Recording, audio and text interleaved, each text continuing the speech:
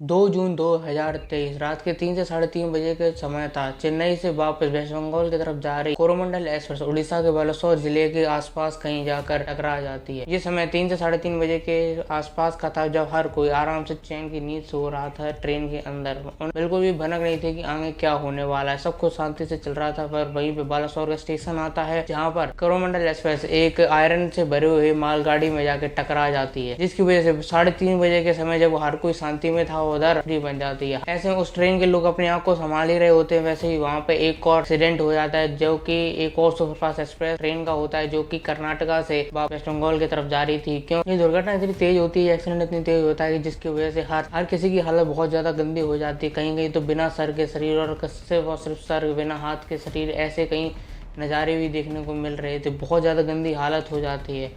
और ये आखिर क्यों हुआ, आपको पूरी शुरुआत से बता। तो असल में कोरोमंडल एक्सप्रेस असल में चेन्नई से वेस्ट बंगाल की तरफ जा रही थी। वहीं पर उड़ीसा के बालासोर जिले में एक ट्रेन, जो कि आयरन रोड से बड़ी हुई एक मालगाड़ी थी, वो साइड में खड़ी हुई थी और कोरोमंडल एक्सप्रेस अपना ट्रैक चेंज करके उसके पीछे जाके लड़ जाती है। उस समय उसकी स्पीड 128 थी, जो कि बहुत ज्यादा तेज थी। और इसी की वजह से कोरोमंडल एक्सप्रेस मालगाड़ी के ऊपर चढ़ जाती है और ये नज़ारा बहुत ज्यादा खतरनाक था, जिसकी वजह से कई सारे लोग मारे गए। इसकी वजह से कोरोमंडल एक्सप्रेस पूरी तरीके से डिरेल हो जाती है। उसके डब्बे आगे बगल में 5-6 पटरी तक फैल जाते हैं और वहीं पे आ रही बेंगलुरु से वेस्ट बंगाल की तरफ जाने वाली एक और सुपरफास्ट एक्सप्रेस उससे आगे टकरा जाती है। कोरोमंडल एक्सप्रेस के जो कि डब्बे उधर ट्रेन पे पड़े हुए थे, उनसे आगे वो टकरा जाती है, जिसकी वजह से और ज्यादा हालत है और ज्यादा गंभीर हो जाती है। कुछ ही समय में देखते देखते मरने वाले लोगों का और घायल लोगों का रेट बढ़ने लगता है। धीरे धीरे करके मरने वालों की संख्या करीब करीब 300 तक पहुंच जाती है और घायल लोगों की संख्या करीब करीब 1000 तक भी पहुंच जाती है। ये नज़ारा देखने में इतना डरावना लग रहा था कि कोई देख ले तो उधर ही घबरा जाए कि आखिर ये कैसे हो सकता है। यहाँ पे एक साथ 3-3 ट्रेनें कैसे लड़ सकती हैं। और इतना एक के ऊपर एक ट्रेन चढ़ी पड़ी है और ट्रेन के खच्चड़े उड़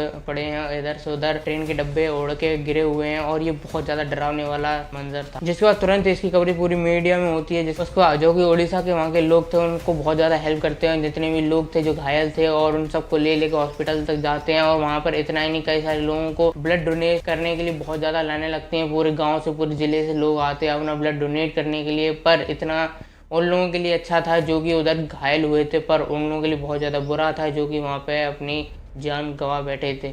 आप सोचिए कितना बड़ा मंजर होगा जब यहाँ पे एक साथ 3-3 ट्रेनें लड़ जाती हैं, वो भी जिसमें से 2 सुपर फास्ट ट्रेन थी, जिसमें करीब करीब 300 से ज्यादा लोग मारे गए हैं। जिसकी वजह से सीन ऐसा हो जाता है, वहाँ पे लाशों को रेलवे पटरी पे बिछाना पड़ता है और उनको कफन देने के लिए कपड़े भी कम पड़ जाते हैं। जिसके बाद कई सारे लोग इसमें रेलवे मिनिस्टर की गलती निकाल देंगे। ये सब कुछ सेफ्टी मेजर्स को ध्यान में न रखने की वजह से हुआ है। अगर सेफ्टी मेजर्स को ध्यान में रखा जाता तो ऐसा कभी होता नहीं। जिसके बाद सब लोग रेलवे मिनिस्टर अश्विनी वैष्णव को सपोर्ट करने लगे। इतना ही नहीं, जितना भी विपक्ष था वो बीजेपी से मांग करने लगा कि जितना जल्दी हो सके अश्विनी वैष्णव को उनके मंत्री पद से रिजाइन करवा देना चाहिए, इस्तीफा दे देना चाहिए अश्विनी वैष्णव को। पर उसी समय अश्विनी वैष्णव उस साइड पे पहुंचते हैं, वहाँ पे देखते हैं कि क्या क्या हाल चल रहा है। वहाँ पे जितनी जल्दी हो सके वहाँ पे सुविधा पहुंचाने की कोशिश कर, और जैसे जब उन पटरियों के रास्तों को सही करवाते हैं, वहाँ पे फिर से ट्रेन फिर से दौड़ सके। वो पूरा सिस्टम जैसा मैंने आपको बताया, ट्रेन डिरेल हो गई, जिसकी वजह से सारी पटरियाँ इधर से उधर हो गई। अगर आप फोटो में देखें तो आपको ये तक नहीं पता चलेगा कि वहाँ पे पटरियाँ हैं भी या नहीं है। इतना ज्यादा खराब सीन हो गया था उधर, जिसकी वजह से वहाँ पे प्रधानमंत्री मोदी खुद वहाँ पे पहुंचे थे। पूरा मुआयना लिया था अश्विनी वैष्णव ने, जो कि रेल मंत्री, वहाँ पे देखा था और 51 घंटे तक वहाँ पे खुद खड़े रहे थे। और सब कुछ सही करवाने के बाद जब वहाँ पे पहली ट्रेन चल गई, उसके बाद ही वो फिर दिल्ली वापस लौटे थे। यहाँ पे अप्रिशिएट करने वाली बात कोई नहीं है, पर यहाँ पे जो विपक्ष कह रहा है कि उन्हें जितनी जल्दी हो सके रिजाइन कर देना चाहिए, मोदी को उन्हें रेलवे मिनिस्टर के पद से हटा देना चाहिए, उन्हें इस्तीफा दे देना चाहिए। पर यहाँ पे उन्होंने भी एक बार सोचना चाहिए कि इस्तीफा देने से क्या होगा। अगर मान लो वो इस्तीफा दे भी दें, अगर वो इस्तीफा दे भी दें तो क्या जो लोग खत्म हो चुके हैं वहाँ पे उनकी जान वापस आ जाएगी? नहीं। अगर आपको नहीं मालूम तो अश्विनी वैष्णव एक रेलवे मंत्री हैं और इस सरकार में यानी बीजेपी सरकार में सबसे ज्यादा पढ़े लिखे और टेक्नीशियन इंसान है। वो पहले आईएएस भी रह चुके हैं और बहुत अच्छे तरीके से पढ़े लिखे इंसान है और काफी ज्यादा टेक्निकल इंसान है। आप इनकी डिग्री वगैरह पढ़ सकते हैं, मैं आपको दिखा दूंगा। और ऐसे में अगर उनको रिजाइन करवाना पड़ता है और वो इस्तीफा दे देते हैं, जिसकी वजह से कोई एकदम से नया रेलवे मंत्री बनता है और जिसकी वजह से उसे कोई नॉलेज नहीं होगी। मान लीजिए कि जैसे लालू प्रसाद टाइप के लोग अगर वहाँ पे रेल मंत्री बन जाते हैं तो वहाँ पे उनको कोई नॉलेज नहीं होगी, जिसकी वजह से वहाँ पे और ज़्यादा काम खराब हो जाएगा। जिसकी वजह से मुझे लगता है कि अभी इनको बना रहने देना चाहिए। इसके बाद अगर सिचुएशन सही हो जाती है उसके बाद हाँ हो सकता है इन्हें रिजाइन करवा देना चाहिए। और ये पहली बार नहीं है कि इन्हीं के कार्यकाल में ऐसा कुछ हुआ है, पहले भी कई बार हो चुका है। जो पहले जितने भी रेलवे मंत्री रहे जैसे लालू प्रसाद, ममता बनर्जी, ये भी जब रहे कई बार रेलवे एक्सीडेंट हो चुके हैं। नीतीश कुमार रहे तभी रेलवे एक्सीडेंट खूब हुआ करते थे, जिसकी वजह से काफी सारे लोगों की जान गई थी। और जितना मैं आपको बता दूं पिछले 10-20 साल में ये रेट बहुत ज़्यादा गिरा हुआ है कि ट्रेन के एक्सीडेंट हो रहे हैं। आप ग्राफ देख सकते हैं, ये रेट काफ़ी गिरा हुआ है, जिसकी वजह से आप ये तो नहीं कह सकते कि सेफ्टी मेजर्स में कुछ गलती आई है। ये बात है टेक्निकल फॉल्ट की, जिसकी वजह से अश्विनी वैष्णव ने भी कहा है जितना जल्दी हो सके इस पर सीबीआई की जांच होगी। और विपक्ष इतना ज़्यादा गिरा हुआ है यहाँ पे, वो अपनी अपॉर्चुनिटी देख रहा है कि मान लीजिए देश में इतना बुरा हाल हुआ है, कई लोगों की जान गई है, इसमें वो विपक्ष अपना मतलब देख रहा है कि कैसे भी यहाँ पे सरकार को नीचे दिखा दें, उनकी बेइज्जती कर दें, उन्हें नीचे दिखा दें, जिसकी वजह से अपना हम एजेंडा प्रूव कर सकें और उसको नीचे दिखा दें। उन्हें ये मतलब नहीं है कि यहाँ पे कितने सारे लोग खत्म हो चुके हैं। ऐसे में उन्हें सपोर्ट करना चाहिए, अपनी भी हेल्प लेकर आनी चाहिए, पर नहीं, यहाँ पे वो बस राहुल गांधी दूर कहीं बैठे हुए हैं, वो वहाँ पे बस विपक्ष को ये कह रहे हैं कि इन्हें इस्तीफा दे देना चाहिए, उन्हें इस्तीफा दे देना चाहिए। ये पहली बार नहीं हुआ है, ऐसे कई सारे इंसिडेंट हो चुके हैं, पर यहाँ पे आज तक कभी उस तरीके से किसी ने इस्तीफा नहीं दिया और यहाँ पे इस्तीफा देना भी कभी सही नहीं होता है। और जब इतना ही नहीं, जब अश्विनी वैष्णव ने कहा था यहाँ पे सीबीआई की जांच होनी चाहिए तो वहाँ पे भी विपक्ष कहने लगा कि ये तो टेक्निकल फॉल्ट है, यहाँ पे सीबीआई की जांच क्यों होनी चाहिए, ये क्या पागला गई है सरकार।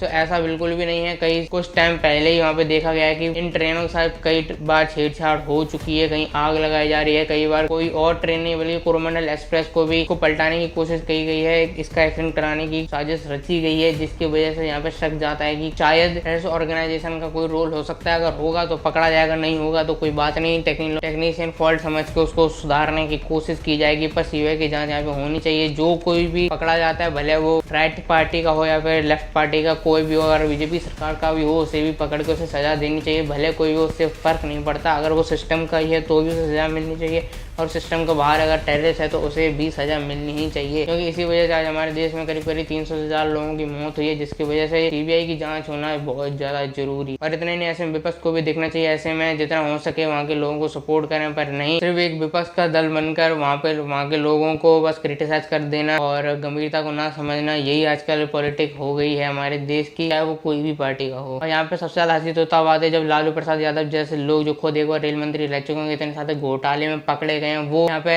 अश्विनी वैष्णव को सिखाते हैं कि यहाँ पे सेफ्टी बहुत कमजोर है, बीजेपी सरकार ऐसी हो चुकी है, वैसी हो चुकी है, करप्ट हो चुकी है। वो लालू प्रसाद सिखा रहे हैं जो कि लैंड फॉर जॉब जैसे घोटाले में पकड़े गए थे, जिनके रेल मंत्री होते समय कई सारे एक्सीडेंट हुए करते थे और कई सारे फॉल्ट हुआ करते थे, वो आज इन्हें सिखा रहे हैं कि क्या करना चाहिए। तो काफी हैरानी वाली बात हो गई है। कई सारे लोग जो कवच को क्रिटिसाइज कर रहे हैं, तो जितने भी एक्सपर्ट्स हैं उन्होंने भी कहा है कि कवच तब काम करता है जब दोनों ट्रेन फंक्शनिंग में हो, जब दोनों ट्रेन का एक्सीडेंट हुआ है तब फंक्शनिंग में होती है, तब जाके कहीं कवच काम करता है। पर पहली बात तो यहाँ इस एरिया में कवच था नहीं, और अगर कवच होता भी तो भी यहाँ पे काम नहीं करता, क्योंकि सामने जो ट्रेन खड़ी थी जो कि एक मालगाड़ी थी, वो एक आउटर रूट पे खड़ी हुई थी, वहां पे एक बंद गाड़ी में कभी कवच वाला सिस्टम काम नहीं करता, जिसकी वजह से ये एक्सीडेंट हो ही जाता। कवच होता तो भी कोई हेल्प नहीं कर पाता है। बाकी अब देखना ये है कि इसमें फॉल्ट आके किसका है, क्या ये सिस्टम वाले लोगों का है या सिस्टम के बाहर के लोगों का, वो देखना बाकी है। बाकी आपको ये वीडियो कैसी लगी, बाकी आपकी क्या राय है इस वीडियो पे हमें कमेंट करके जरूर बताना। अगर वीडियो अच्छी लगी या फिर हमारा काम पसंद आए तो इस वीडियो को लाइक करके चैनल को भी सब्सक्राइब जरूर करो। मिलते हैं ऐसी एक और वीडियो में।